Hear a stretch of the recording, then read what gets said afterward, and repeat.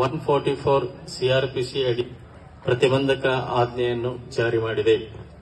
ಈ ಸಂದರ್ಭಗಳಲ್ಲಿ ಶ್ರೀ ಶಿವಾನಂದ ಮಠದಲ್ಲಿ ಕಿರೀಟ ಪೂಜೆ, ಸಭೆ, ಸಮಾರಂಭ, ಪ್ರವಚನ, ಪುರಾಣ ಉತ್ಸವ, ಪಲ್ಲಕ್ಕಿ ಉತ್ಸವ, ರಥೋತ್ಸವ ಕಾರ್ಯಕ್ರಮಗಳನ್ನು ಈ ಅವಧಿಯಲ್ಲಿ ಸಂಪೂರ್ಣವಾಗಿ ನಿಷೇಧಿಸಲಾಗಿದೆ ಎಂದು ಭಕ್ತರಲ್ಲಿ ಮನವಿ.